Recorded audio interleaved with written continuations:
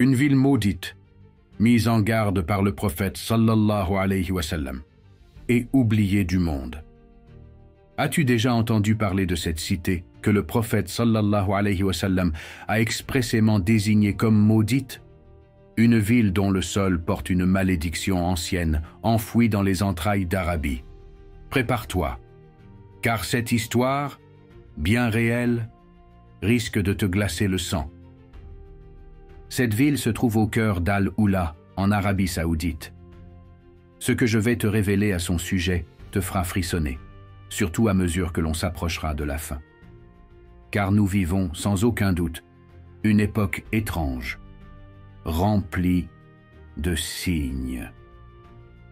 Alors commençons.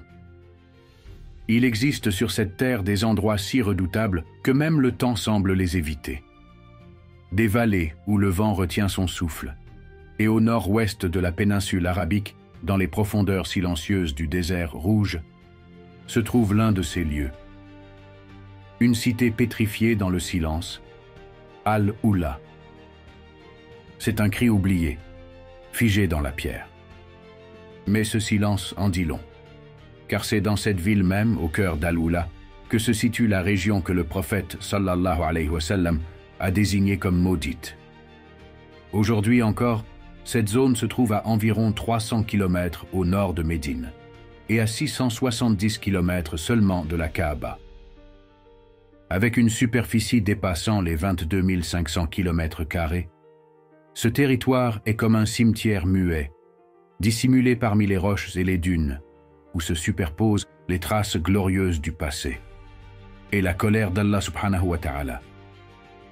On l'appelle Madain Salih, des habitations sculptées dans la roche, vestiges d'un peuple qui osa défier leur créateur. Au fil des siècles, quelques aventuriers, marchands ou voyageurs curieux ont osé franchir ces frontières. Mais bien souvent, ils en sont ressortis avec des regrets, voire pas du tout. On raconte que certains perdirent l'esprit après une seule nuit passée sur place. D'autres ne virent jamais l'aube. Et ceux qui revinrent étaient muets de terreur. Leurs yeux racontaient ce que leur bouche n'osait prononcer. Même les caravanes affamées préféraient contourner cette zone, refusant d'y poser un seul pied. Car ce lieu n'est pas fait pour les vivants. Mais que s'est-il réellement passé lorsque le prophète sallallahu alayhi wa sallam et ses compagnons traversèrent cette région? C'est là que les choses deviennent saisissantes. Le soleil était brûlant, tel une lame de feu. À chaque pas, leurs pieds s'enfonçaient davantage dans le sable. Le souffle se faisait court, les poumons brûlants. Mais les compagnons d'Allah subhanahu wa ta'ala avançaient, fidèles, pas à pas, derrière le messager sallallahu alayhi wa sallam. Ils luttaient contre la faim, la soif, le doute, tout en gardant fermement en eux la cause qu'ils portaient dans leur poitrine. Ce n'était pas une simple expédition, c'était une page d'histoire. Celle qu'on retiendra comme l'expédition de Tabouk, un véritable chant de renaissance porté par la foi. Ils marchèrent des jours durant. Ils dormaient à la belle étoile, grelottant sous l'immensité du ciel. L'eau venait à manquer. Les puits étaient rares. Et soudain, les montagnes d'Al-Oula apparurent, se dressant dans le désert comme un avertissement.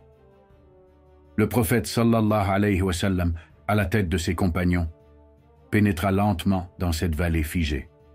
Tout semblait figé. Les ombres, le silence, les pierres. Les vestiges d'un peuple disparu étaient là, gravés dans la roche. Et puis les compagnons aperçurent des puits. Assoiffés, certains commencèrent à tirer de l'eau, d'autres remplirent leurs outres. On buvait, on pétrissait la pâte, on faisait du pain. Cela semblait être une bénédiction. Mais la terre frémissait d'un avertissement silencieux. Personne ne le perçut. Pas encore. Puis, dans le silence pesant de cette vallée oubliée, une voix s'éleva. « Arrêtez !» Le ton était tranchant, l'autorité naturelle. Une voix profonde, vibrante, brisa le silence comme une lame. Aussitôt, tous les regards se tournèrent vers le messager d'Allah subhanahu wa ta'ala. Ses yeux s'étaient assombris. Il fixait les pierres silencieuses de la vallée, le visage marqué d'une tristesse lourde et d'une inquiétude qu'aucun mot ne pouvait exprimer. Les compagnons, figés, déposèrent leurs outres. Les mains pétrissant la pâte s'arrêtèrent net. Le silence tomba sur l'armée comme une chape de plomb. Le prophète sallallahu alayhi wa sallam avança lentement vers les puits, comme si cette terre lui révélait un secret muet, invisible aux autres. Lorsqu'il parla, sa voix tremblait d'une gravité sacrée. « Ne buvez surtout pas l'eau de cette terre, n'en faites pas de pâte, et si vous avez déjà pétri de la farine, donnez immédiatement cette pâte aux animaux. » Un frisson parcourut le cœur des compagnons. La panique, discrète mais bien réelle, se répandit. On vida les outres. Les morceaux de pâte furent jetés au sol. Personne n'osait désobéir. Pas ici. Pas dans un lieu que le messager sallallahu alayhi wa sallam venait de désigner avec autant d'angoisse. Le silence était total. L'armée elle-même semblait pétrifiée, comme écrasée par une ombre tombée du ciel. Sans détourner son regard des roches, le prophète sallallahu alayhi wa sallam ajouta « Si un jour vous êtes contraint de traverser ces terres, alors passez-les en pleurant. Et si vous ne pouvez pleurer, traversez-les avec le cœur serré par la crainte. » Dans les profondeurs de la vallée, entre les rochers, il semblait qu'un gémissement ancien résonnait, à peine audible, comme un écho oublié. Les compagnons, la tête baissée, reprirent leur marche à pas lents, le cœur lourd. Ce n'était pas une simple vallée. Il y avait ici un secret ancien, caché dans la pierre. Quel mystère était enfoui sous les ruines d'Alula? Pour que même le prophète sallallahu alayhi wa sallam ressente une telle crainte, pour comprendre ce qui rendait ces lieux si effrayants, il fallait remonter bien plus loin dans le passé, jusqu'au temps du prophète Salih alayhi salam. Il y a environ 4000 ans, cette terre brûlante que nous appelons aujourd'hui Al-Oula abritait un peuple puissant, raffiné, établi. Il sculptait la roche, bâtissait des villes entières dans les montagnes. Leur savoir-faire, leur richesse et leur orgueil semblaient sans limite. Ce peuple s'appelait les Tamoud. Ils avaient succédé aux Had, un autre peuple rebelle, et régnaient sur une vaste région. Les Tamuds avaient atteint un niveau de civilisation étonnant. Ils construisaient des palais, des temples et des tombeaux directement dans la pierre, érigeant une société minérale au cœur du désert. Une nation brillante, mais aussi arrogante. Leur destin tragique allait bientôt rejoindre celui de tant d'autres civilisations disparues, écrasées par leur propre orgueil face à Allah subhanahu wa ta'ala. Ces structures monumentales, sculptées dans la pierre, sont toujours visibles aujourd'hui, intactes, majestueuses, comme figées dans le temps. Mais les mains qui les ont bâties furent anéanties dans un désastre effroyable. Pourquoi un tel châtiment? Quelle faute impardonnable ce peuple avait-il commise? À l'origine, le peuple de Tamud suivait la voie de l'unicité. Ils adoraient Allah subhanahu wa ta'ala et reconnaissaient son autorité. Mais peu à peu, la richesse les corrompit. Le confort les amollit. Leur prospérité les aveugla. L'orgueil s'installa dans leur cœur, étouffant toute piété. Ils créèrent des idoles, et ils se prosternèrent devant leur propre création, oubliant celui qui leur avait tout donné. C'est à ce moment qu'Allah subhanahu wa ta'ala leur envoya un prophète issu d'eux-mêmes, Salih alayhi salam.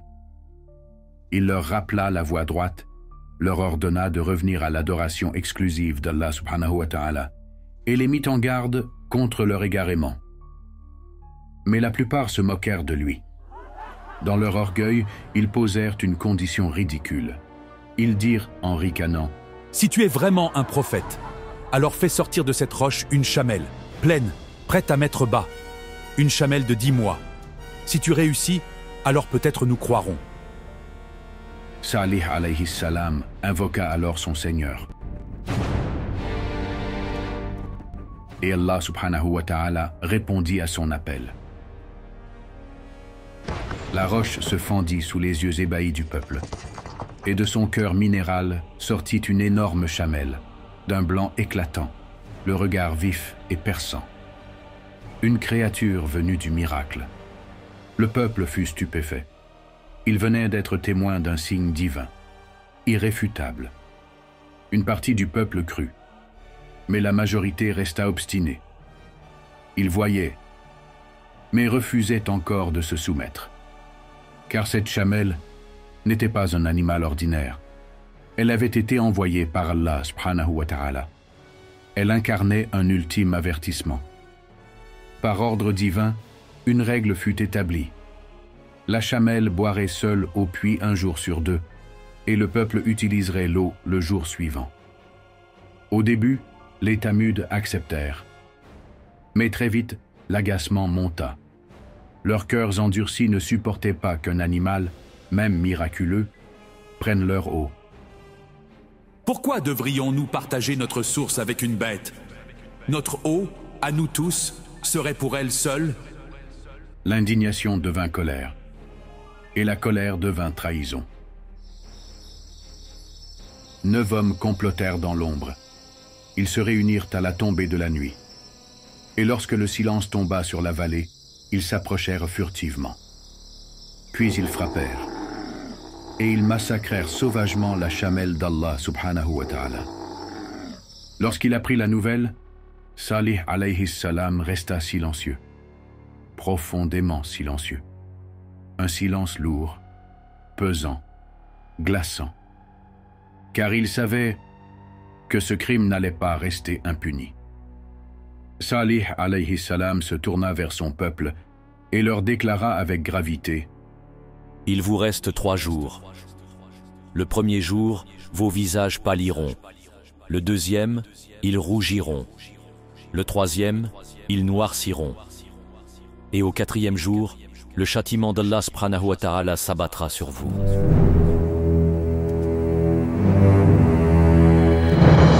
Le premier jour arriva, et les visages se couvrirent de pâleur. Le deuxième jour, une rougeur angoissante monta sur leurs traits. Le troisième, leurs visages devinrent noirs, figés par la peur. À ce moment-là, plus personne ne doutait. Ils savaient, mais il était trop tard. Leur sort était scellé. Alors Salih alayhi salam quitta la ville avec les croyants. Il laissa derrière lui ceux qui avaient méprisé le message d'Allah subhanahu wa ta'ala. Et puis, à l'aube du 4e jour, le ciel hurla. Un fracas venu d'en haut fendit l'air. Un cri céleste si puissant que la terre se fissura. Les montagnes tremblèrent. Les pierres se soulevèrent dans un rugissement terrible. Ceux qui jadis sculptaient la roche, bâtissant des palais dans les falaises, creusaient en vérité leur propre tombeau. Le Coran l'affirme. Un cri assourdissant les saisit et ils s'effondrèrent, figés à genoux dans leur demeure. Le peuple de Tamud fut anéanti. Ni leur richesse, ni leurs palais taillés dans les montagnes, ni leur puissance ne purent les sauver. Ce récit n'est pas qu'un souvenir du passé. C'est un avertissement éternel. Car tous les peuples détruits partageaient un point commun.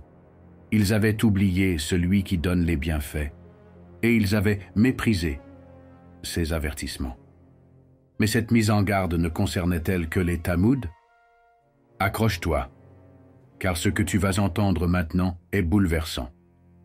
La région que le prophète sallallahu alayhi wa sallam avait désignée comme maudite, où il avait interdit même de boire l'eau, où il avait dit « Si vous devez la traverser, faites-le en pleurant ».